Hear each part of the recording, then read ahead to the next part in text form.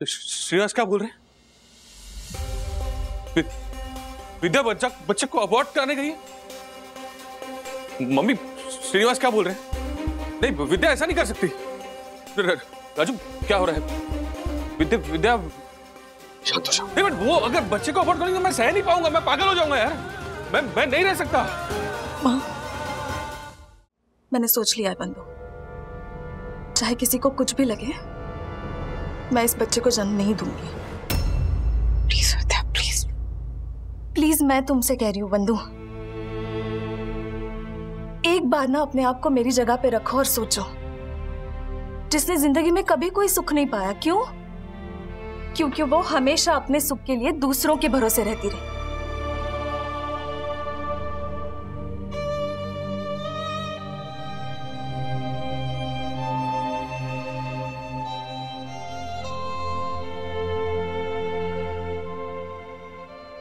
मैं चलूंगी तुम्हारे साथ, तुम अबॉर्शन करा लो। एंड डोंट वरी, मैं सबको संभाल भी लूंगी। तो कुछ कह दूंगी कि लेट प्रेगनेंसी की वजह से मिसकैरेज हो गया। हाँ, तुम करा लो अबॉर्शन में।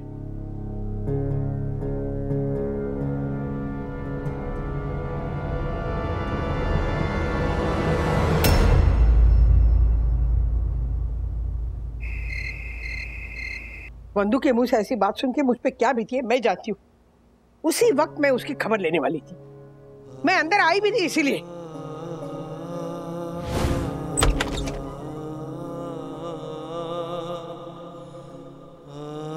माँ। विद्या, हाँ सब ठीक है ना? हाँ, आप सही थी, वो उसको ना थोड़ा उल्टी जैसा लग रहा था, तो अभी बिल्कुल ठीक है ना? हाँ हाँ, अब ठीक लग रहा है मुझे। यही बात है ना विद्या? हाँ ठीक। माँ, मैं सोच रही थी कि हम लोग जरा ऊपर सबको बता देते कि सब ठीक है। वो विद्या अचानक से आ गई ना, तो सब घबरा गए होंगे, तो जाकर बोल दें। हाँ, ये जाओ।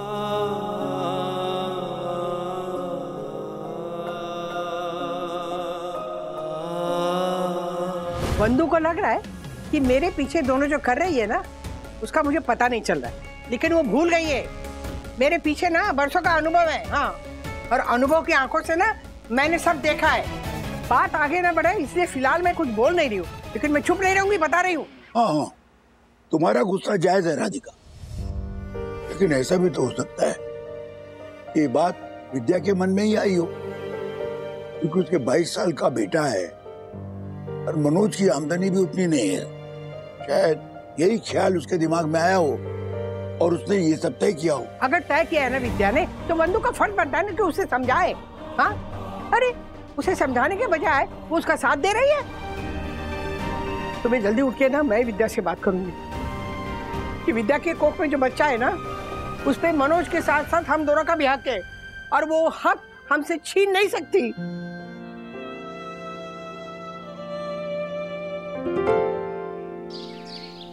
उस वक्त विद्या जिस मूड में थी राज, मेरे पास ऑप्शन ही नहीं था उसके हाँ में हाँ मिलाने के अलावा। मैं कुछ भी उसके अगेंस्ट कहती तो वो मेरे बिना ही डॉक्टर के पास चली जाती, फिर उसे समझाने का मौका भी नहीं मिलता।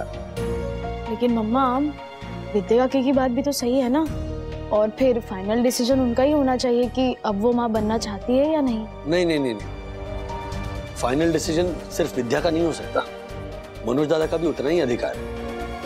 तुम जब बात करोगी विद्या से, उसे कहो कि वो मनोज दादा से भी बात करें और दोनों मिलकर डिसाइड करें। वो आने वाली है, साथ ही डॉक्टर के पास जा रहे हैं, तो एक काम करते राज, मिलके समझाते हैं। और अगर वो नहीं मानी तो? मानेगी कैसे नहीं, बाहर तो आने दो उसे, मैं समझाऊंगी, मान जाएगी। मम्मी, विद्या को कहीं देखा है? फोन भी नहीं उठा रही है, सुबह से गायब है। क्या गायब है? ऐसे कैसे गायब है? मंगे, क्या कर रहा है तू? सामने तो देख, विद्या से बात हुई थी सुबह से। हाँ, मैं वो सुबह क्लास के लिए निकला था तो मेरे साथ ही निकली थी, कह रही थी कुछ अर्जेंट काम है। तुझे क्या करना है? पैसे चाहिए ऑफिस जाने के लिए। मंगेश, जबान संभाल के बात कर। अब चलिए ना, राजू के यहाँ जाना है। हाँ लेकिन राधिका, मैंने कहा ना राजू के यहाँ जाना है, वरना देर हो जाएगी। तू क्या बात कर रही है मम्मी? किस बात की देर हो जाएगी? अरे मनोज कुछ नहीं, तू चिंता मत कर, मैं सब ठीक कर दूंगी। आप चल रहे हैं, मैं अकेले जाऊं? मैं शर्ट तो पहन लूं।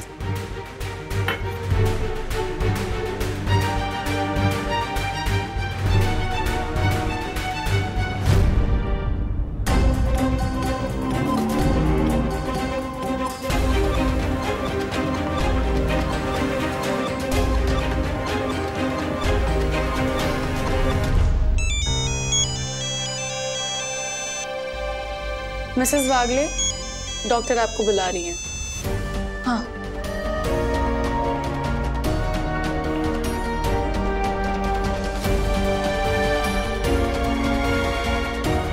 मैडम, ये मेरा फोन आपके पास रखेंगे प्लीज? किसी का फोन आया तो उठाइएगा मत। ओके मिसेस वागले।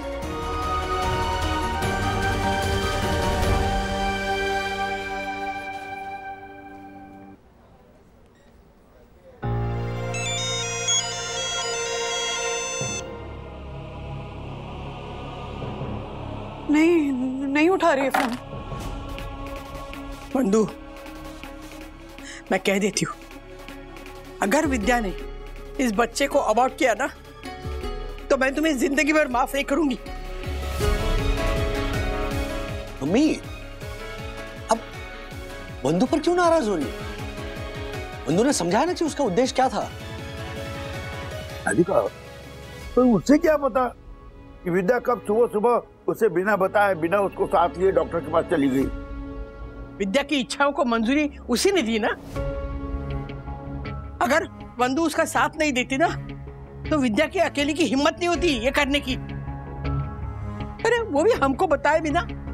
हमको छोड़ो, मनोज को भी बिना बताए वो अपना बच्चा। बंधु, मैं जानती हूँ तुमने ये सब क्यों किया। माँ, लेकिन तुझे लगा ना कि इस बच्चे की जिम्मेदारी तेरे ऊपर और राजू के ऊपर आएगी।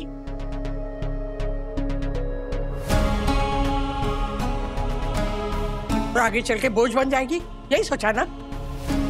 इसी डर से तुमने विद्या की हाँ में हाँ मिलाया।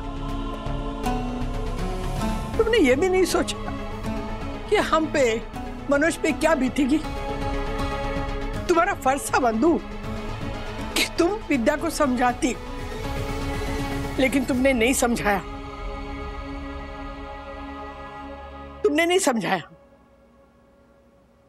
माँ, आपको सीरियसली लगता है कि मैं ये सब करूंगी? हाँ, आपको लगता है कि मैं ऐसा सोच भी सकती हूँ? मैंने उस वक्त विद्या को कुछ नहीं कहा क्योंकि वो अलग ही फ्रेम ऑफ माइंड में थी। कुछ सुनने समझने की हालत नहीं थी उसकी। और मैं अपने बच्चों की कसम खाकर कहती हूँ कि आप लोग विद्या की प्रेगनेंसी को लेकर जितने एक्साइटेड है ना, उससे कहीं ज्यादा एक्साइटेड मैं हूँ कि हमारे घर में नन्हा वागले आएगा। आप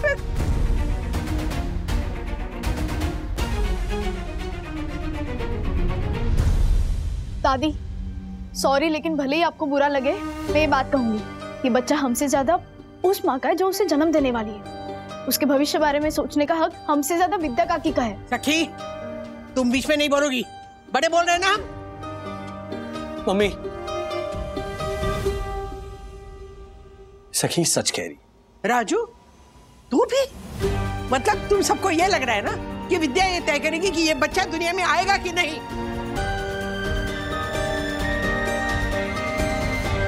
अरे हम लोग का कोई हक नहीं है क्या इस बच्चे पे? राजू, मैंने तुम्हें सिर्फ एक काम संभालने के लिए दिया था कि अपने भाई को संभालो, इस परिस्थिति को संभालो।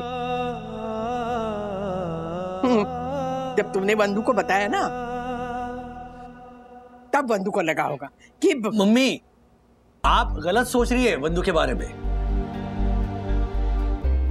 आपको पता भी है कल रात हम दोनों के बीच में क्या बात हुई? ओके, हम जब सब चीयर कर रहे थे तो विद्या के चेहरे पर ऐसे शॉक्ड एक्सप्रेशंस थे। तो देखकर ही मैं समझ गया कि कुछ प्रॉब्लम है। और विद्या ने तुमसे जो कुछ कहा ना, और तरह से जायज भी है बंधु। अब ये बताओ, क्या तुम्हें विश्वास है तुम विद्या को समझा पाओगी? नहीं, पता नहीं उसे समझा पाऊंगी या नहीं राज, क्योंकि जब मैंने उसे ये कहा था कि मैं और राज हैं तुम्हारे बच्चे को संभालने के लिए, तो शी सेड कि मेरे में कोई सेल्फ रिस्पेक्ट नहीं है क्या बंधु? And she was right. कोई भी माँ बाप नहीं चाहेगा ना कि उसका बच्चा दूसरों के भरोसे पैदा हो, पर फिर भी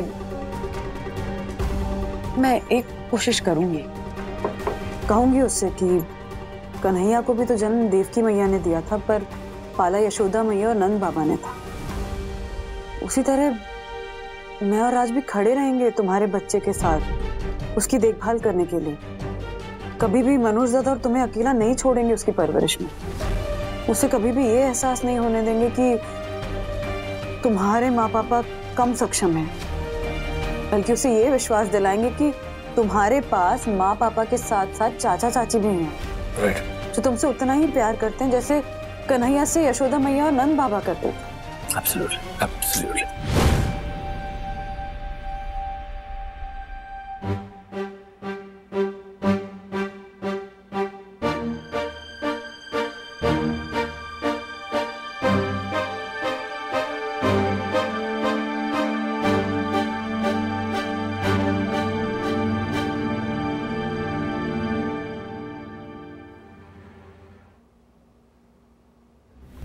सॉरी बंधु, माफ कर दे बेटा मुझे। Sorry, I am sorry. मैं कैसे भूल गई कि बच्चे के बारे में तो तूने ही पहली बार हमसे कहा ना। तू कितनी खुश थी उस वक्त, पता नहीं मैंने क्या सोचा। आई एम सो सॉरी, माफ कर दे बेटा मुझे, माफ कर दे, माफ कर दे। माम, मैं ऐसा करने का सोचूंगी भी नहीं।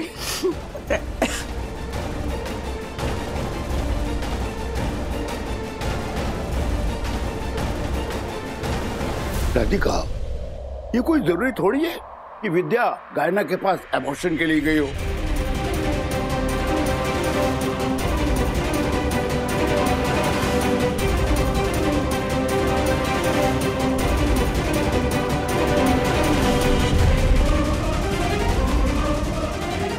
मम्मी, श्रीनिवास क्या बोल रहे हैं? विद्या बच्चे को अबॉर्ट कराने गई है? मम्मी, श्रीनिवास क्या बोल रहे हैं? नहीं, विद्या ऐसा नहीं कर सकती। राजू, क्या हो रहा है? विद्या बच्चे को अबॉर्ट कराने गई है? नहीं, मुझे सच बता। वही नहीं सकी, मुझे बताओ क्या हो रहा है। नहीं, मैं सच कहता हूँ, मैं सब कुछ संभाल लूंगा। मैं सब कुछ संभाल लूंगा, मैं कुछ भी काम कर लूंगा यार। मैं चौकीदारी का काम कर लूंगा, मैं जूते पॉलिश कर लूंगा। कोई मान अपमान की बात ही नहीं है। शांत हो जाओ। नहीं, बट वो अगर बच्चे को अबॉर्ट करेंगे तो मैं सह नहीं पाऊंगा, मैं पागल हो जाऊंगा यार। मैं नहीं रह सकता।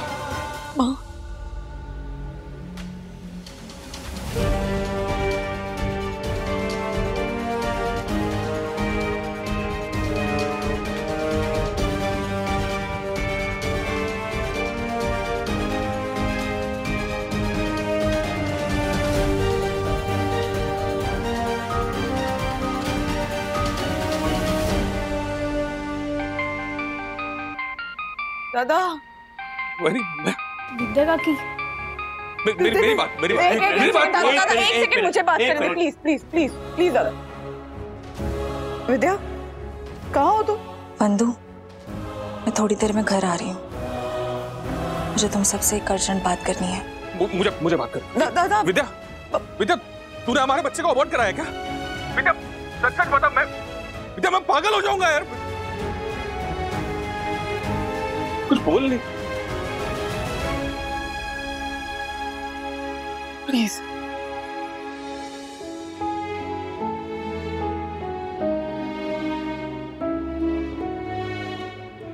विद्या, तुमने ये बात भी सबको बता दी बंधु।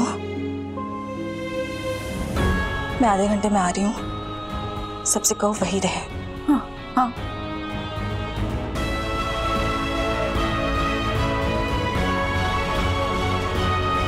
वो आ रही है।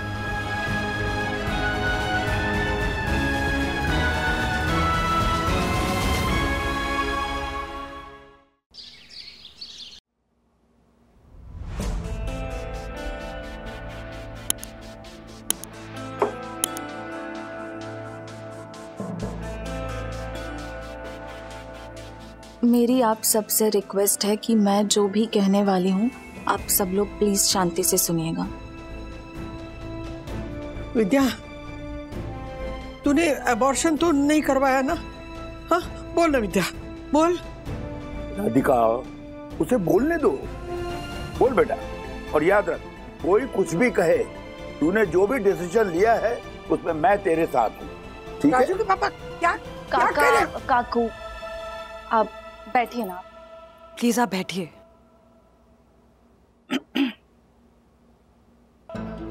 मैं आज सुबह गायना के क्लिनिक में अकेले इसलिए निकल गई किसी को बिना बताए क्योंकि मैं जानती थी वंदू मुझे ऐसा कुछ कह देगी कि मेरा डिसीजन बदल जाएगा। और अगर निकलने से पहले सुबह मैं मनोज, काका, काकू किसी का भी चेहरा देख लेती ना तो मैं कमजोर पड़ जाती, इसलिए मैं अकेले निकल गई।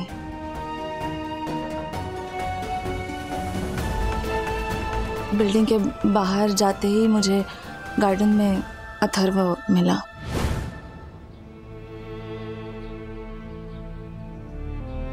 क्या हो काकी, जल्दी जल्दी कहाँ जा रहे हो?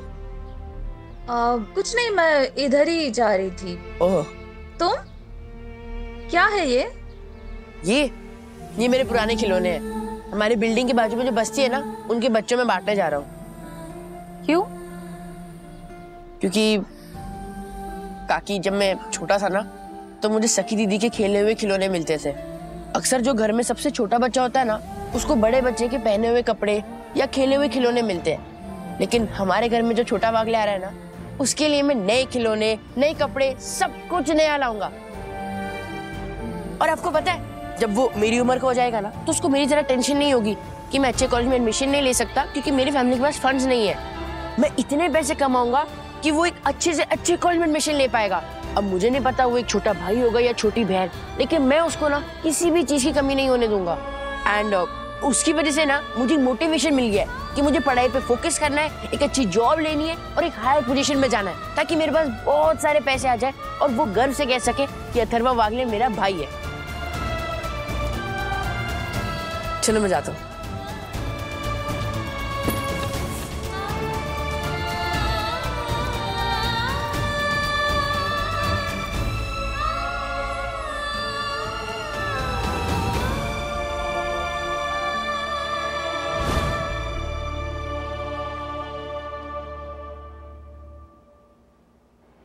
अथर्व की बातें सुन के मेरे मन में एकदम तूफान सा मच गया। एक तरफ आप सब लोगों के सपने हैं और एक तरफ मेरी हकीकत। आई एम सॉरी, मैंने आपके किसी के भी फोन कॉल्स नहीं उठाए क्योंकि मैं डिसाइड ही नहीं कर पा रही थी कि मैं क्या डिसीजन लूं। तो क्या डिसाइड किया तूने? विद्या, बोल ना, क्या सोचा तूने? मैंने जब डॉक्टर को अपनी मन की दुविधा के बारे में बताया तो उन्होंने मुझे पिल्स दी हैं। मैं जानती हूँ मनोज, आप सब और खास करके काकू, आप इस बच्चे को लेकर कितने एक्साइटेड हैं, पर मैं आप सबसे एक बात कह देती हूँ कि मैं इस बच्चे के लिए रेडी नहीं हूँ।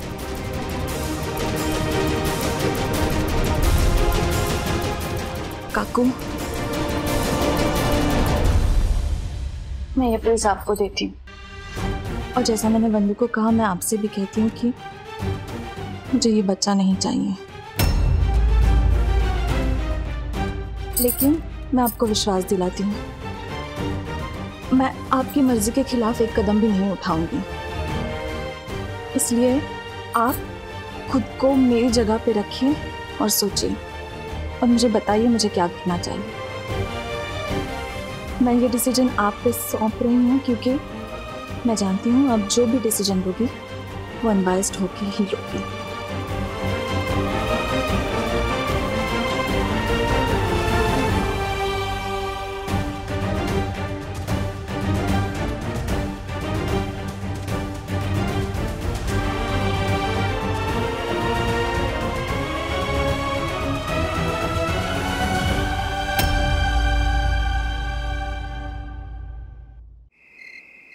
तू बिल्कुल चिंता मत करो, मतलब मैं विद्या को समझा लूंगा, है ना। और फिर उसने कहा भी है ना कि वो तू जो भी डिसीजन लेगी वो उसे कबूल होगा।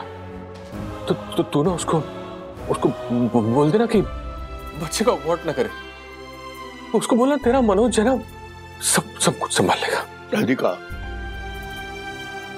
देखो, विद्या ने तुम पर विश्वास करके निर्णय सौंपा है, इसलिए सोच समझ के निर्णय लेना। राजू, बंधु, तुम्हारा क्या कहना है?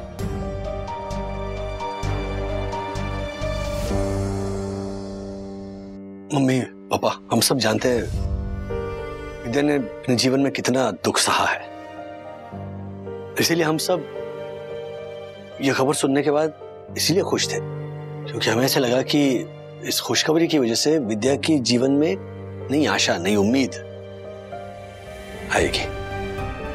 लेकिन विद्या ने जो कुछ भी कहा सुनने के बाद ऐसा लग रहा है कि विद्या इस बच्चे के लिए मेंटली तैयार नहीं है। इसलिए मेरा यह मानना है कि हमें उसे फोर्स नहीं करना चाहिए। माँ, अक्सर हमारे देश में ना अगर कोई औरत प्रेग्नेंट होती है तो उसका परिवार अपनी खुशी के लिए उस औरत को फोर्स करता है कि नहीं, बच्चा पैदा कर लो। वो औरत मेंटली, फिजिकली, मन से उस बच्चे के लिए तैयार है कि नहीं, ये कोई जानने की कोशिश भी नहीं करता है। हमारे घर में एक छोटू सा वागले आएगा, इस बात की खुशी है हम सबको, लेकिन विद्या ही उस बच्चे के लिए तैयार नहीं है। तो ऐसे में अपनी खुशी के लिए विद्या को फोर्स करना क्या सही होगा? मुझे याद है आपने मुझसे कहा था मेरी पहली प्रेगनेंसी के टाइम पे कि वंदु, तुम्हारे सामने तुम्हारा पूरा फ्यूचर है, तुम्हारा करियर है, और आज इस बच्चे के लिए अगर तुम अपना करियर छोड़ोगी तो फ्यूचर में जाकर ये मत सोचना या ये मत कहना कि बच्चे के चक्कर में मैंने अपने करियर पे कॉम्प्रोमाइज किया। पर वैनी, अपने सखी को जन्म दिया था ना, और सखी के आने के बाद सब कुछ अच्छा ही हुआ था ना। दादा, मैंने सखी को जन्म राज को पापा बनाने के लिए या माँ पापा को दादा दादी बनाने के लिए नहीं दिया था। मैं खुद माँ बनने के लिए तैयार थी, इसलिए दिया था। अपने मन से, अपनी खुशी से दिया था। और विद्या इस बच्चे के लिए अपने मन से तैयार नहीं है। ऐसे में मेरे हिसाब से भी उसको फोर्स करना सही नहीं होगा दादा। नो।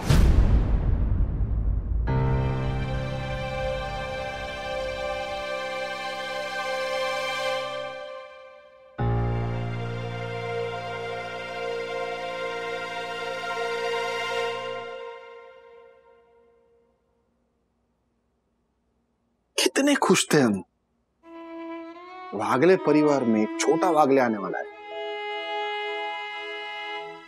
लेकिन ये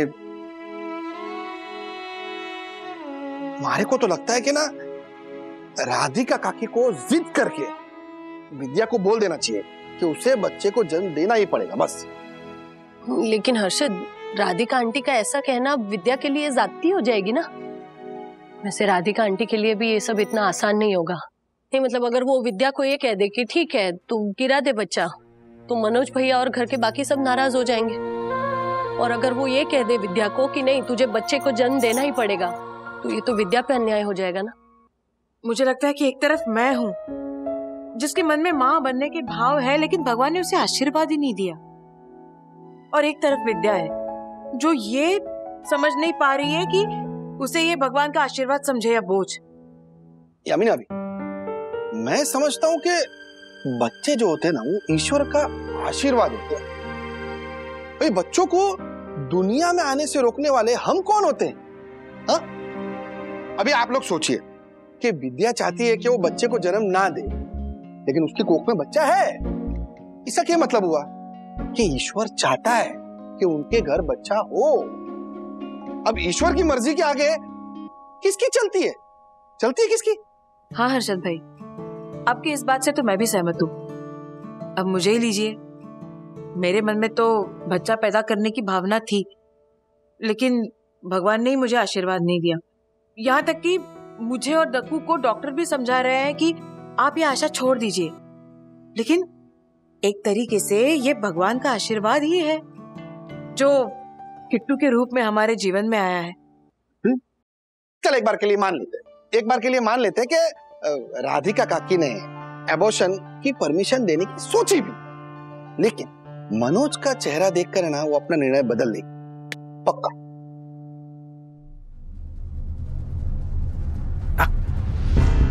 बैठ।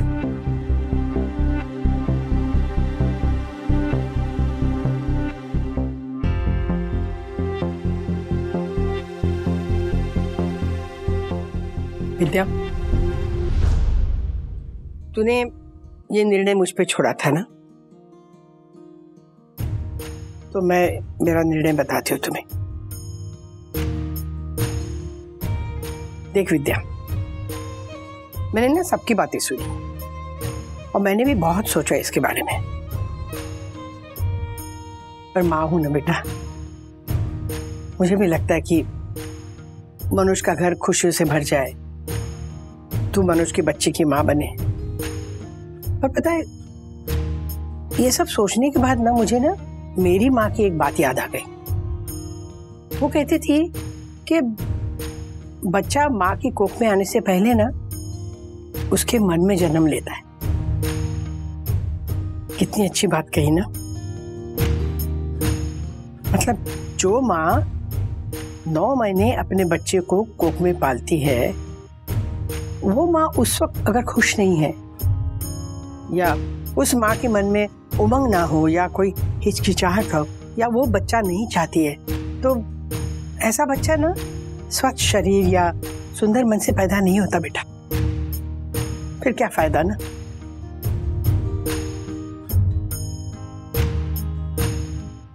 इसलिए मैंने निर्णय ले लिया कि तू अगर स्वस्थ मन से या खुशी से अपने मन से नहीं चाहती नहीं है बच्चा, तो तू ये बच्चा पैदा मत कर।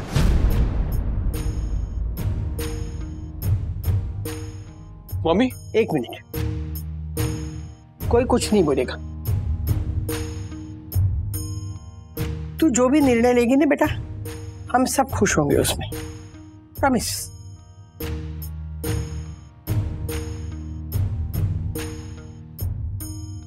ये रही तुम्हारी पिल।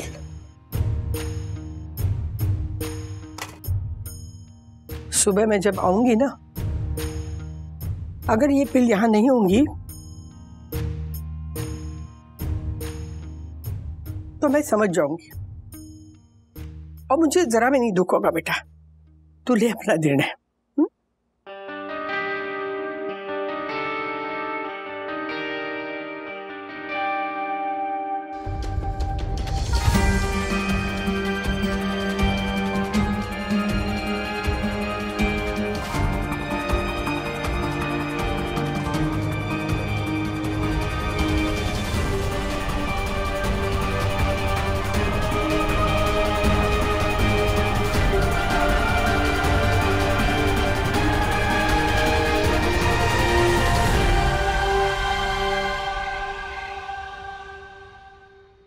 मम्मा, अथर्व थोड़ा अपसेट है।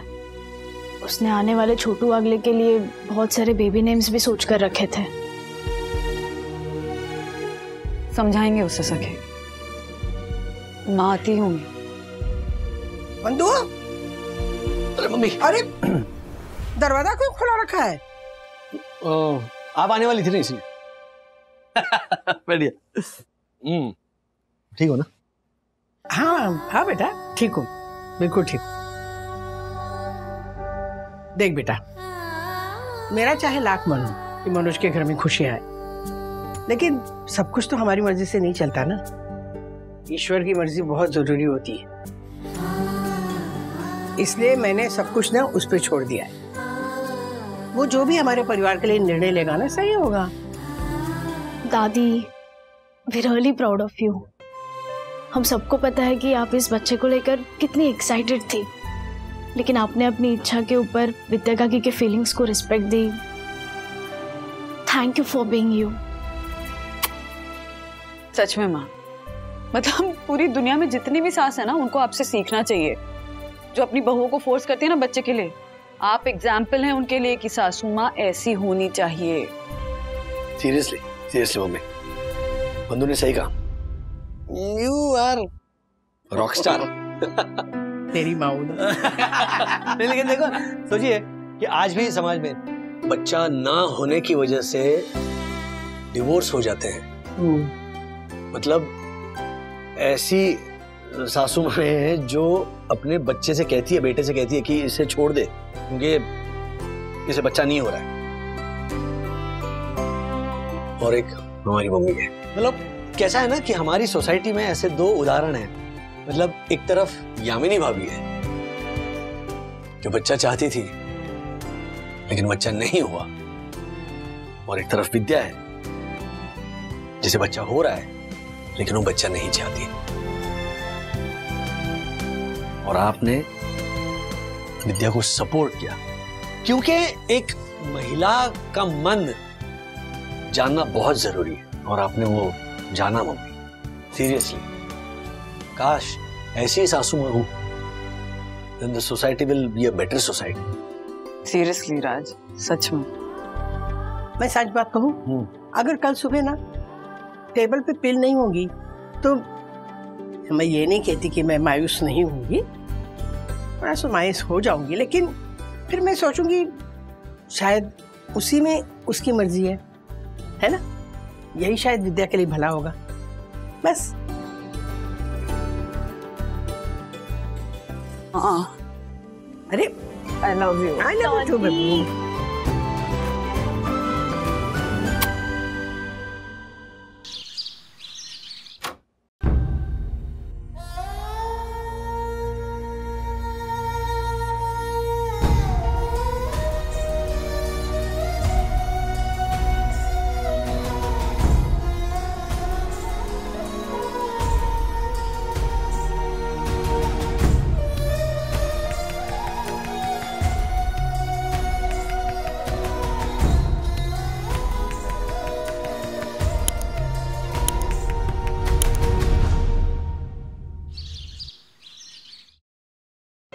कितनी उम्मीद थी हम सबको। चलो ठीक है, जो हुआ अच्छे के लिए हुआ। माँ, विद्या तो ठीक थी ना? मनोज दादा, हमारे जागने से पहले ही दोनों पता नहीं कहीं निकल गए। तो मनोज को भी समझ में आ गया होगा विद्या ने ये निर्णय उसके स्वभाव की वजह से ही लिया है। शायद ये घटना उसे सोचने पर मजबूर कर दे कि उसे अपने जिम्मेदार होने का एहसास विद्या को कराना जरूरी है।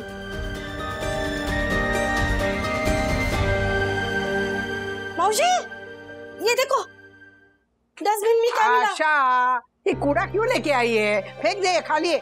मौसी, कूड़ा नहीं, इसके अंदर कुछ है, भरा हुआ लग रहा है ये। देखा?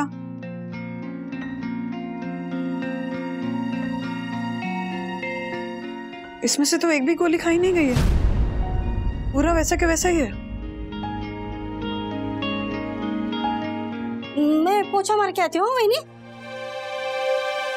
मतलब विद्या ने प्रेगनेंसी टर्मिनेट नहीं की?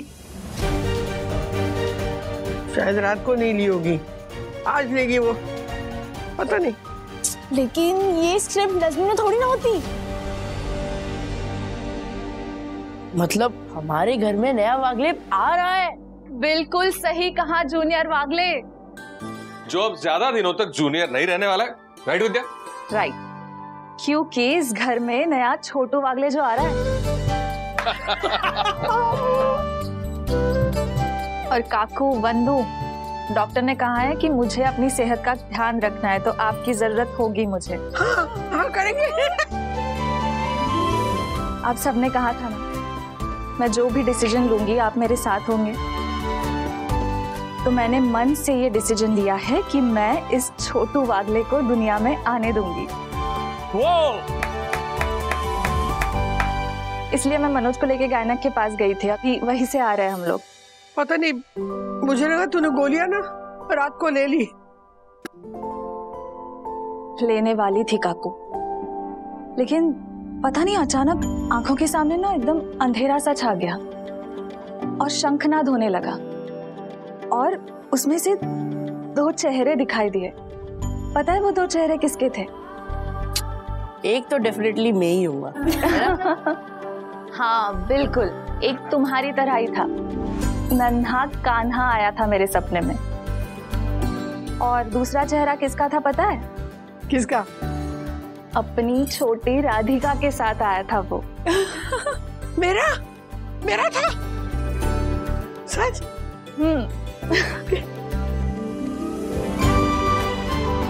वो मुझसे क्या कह रहे थे पता है?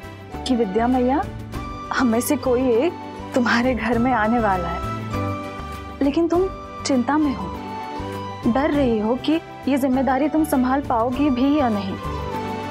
तो हम तुमसे बस इतना कहने आए हैं कि हमें जीवन में आने के लिए बस माँ के कोख की और उसके तन की नहीं, बल्कि उसके मन की भी आवश्यकता है। और अगर तुम हमें अपने मन से स्वीकार करना नहीं चाहती ना, तो कोई बात नहीं, तुम स्वतंत्र हो अपना निर्णय लेने के लिए। पर अगर तुम्हारे मन के किसी भी कोने में अगर हमें जन्म देने के विचार से एक उजियारा हो रहा है ना, तो तुम्हारे मन में ये जो संकोच का अंधेरा है ना, उसे दूर करने का हमें एक मौका दो विद्या मैया।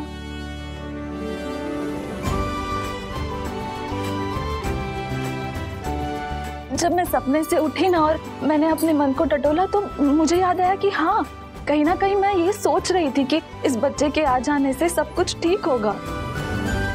और फिर अथर्व की बातों से लगा कि इस बच्चे को, जिसे मैं इस जीवन में आने ही देना नहीं चाहती, ये सोच के कि ये वो बोझ बनेगा, वो तो बोझ नहीं है, वो तो खुशी है ना आप सबकी।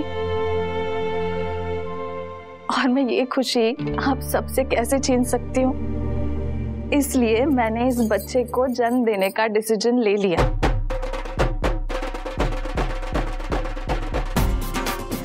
विद्या, हम सब तो बहुत खुश हैं, लेकिन मंगेश का क्या? बच्चे के आने से क्या मंगेश खुश होगा? कहीं वो नाराज तो नहीं होगा?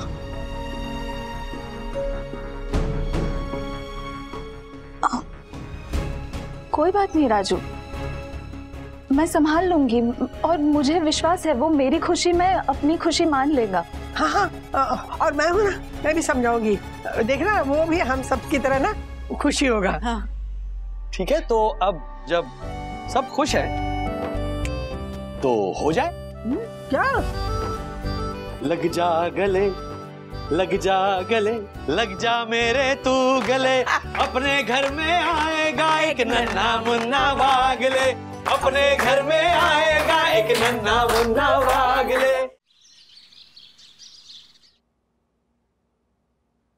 अथर्व, टॉस के साथ सॉस कौन खाता है? कुछ मैं खाता हूँ दीदी, मेरी मर्जी, आप मुझे मत टोका करो यार, मुझे खाने दो ना। चुप, कुछ भी कॉम्बिनेशन मत खा। सखी अथर्व, दोनों घोड़े जैसे बड़े हो गए हो, लेकिन नाश्ता खुद उठकर मत लेना। अच्छा सुनो, डैडी जब से उठे ना बहुत ज्यादा गुस्से में है, तो तुम दोनों में से कोई भी फालतू के जोक्स क्रैक नहीं करेगा। अगर डैडी का गुस्सा तुम दोनों पे निकला तो मैं नहीं आऊंगी फिर बचाने के लिए, समझ गए? अरे खाते खाते मत बोलो प्लीज। मन करता है ना कि फोन में घुसकर तुम्हारे मुंह से वो सैंडविच छीन लो। एक्सक्यूज मी, आज एक बहुत इंपॉर्टेंट, बहुत कीमती पैकेज सूरत ब्रांच से आ रहा है ऑफिस। हाँ, और तुम छुट्टी चाहते हो? क्यों? अच्छा, खाऊ गली जाने के लिए तुम्हें छुट्टी चाहिए? अरे रिस्पॉन्सिबिलिटी नाम की कोई चीज है कि नहीं? क्या चीज? क्या चीज? अच्छा, चीज सुनते मुंह में पानी आ गया? मुझे कुछ नहीं सुनना है, चुपचाप ऑफिस पहुंचो, ओके? वरना आज के दिन तुम्हारे नाम का मोमो बनाऊंगा मैं। हाँ, मेमो बनाऊंगा। तुमसे बात कर रहा हूं या वेटर को ऑर्डर दे रहा हूं, वही समझ में नहीं आ रहा है। फोन रखो। हद है यार, छुट्टी चाहिए इसे, भुक्कड़ को खाऊ गली में खाना खाने के लिए। बंदो, सैंडविच और चाय दो। ये नहीं, तुम लोग करो नाश्ता, मेरा नाश्ता आ जाएगा। Sorry sorry sorry sorry sorry. हाँ, क्यों? क्या हुआ? सॉरी क्या उसमें? तुम लोग क्यों इतने टेंशन में हो? टेस्ट फेस्ट है क्या? सब ठीक है ना? हम लोग ठीक है राज, पर तुम एक्चुअली जब से उठे हो थोड़े टेंशन में, थोड़े ज्यादा गुस्से में दिख रहे हो, इसलिए। Sorry sorry sorry. दरअसल क्या है, एक बहुत स्पेशल कीमती पैकेज सूरत से निकल चुका है, तो उस पैकेज को लेकर मैं थोड़ा टेंशन में हूँ। ऐसा क्या स्पेशल है उस पैकेज में? 3 करोड़ के रफ डायमंड्स हैं। What? 3 करोड़ के डायमंड्स? 3 करोड़ के डायमंड? धीरे धीरे, हाँ हाँ। तो पैकेज सूरत से निकल चुका है।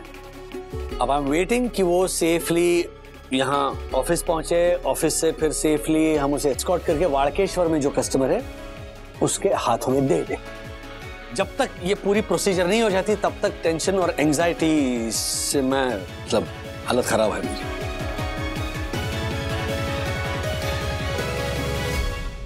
ऐसे और भी मजेदार वीडियो के लिए हमारे चैनल को लाइक, शेयर और सब्सक्राइब करें।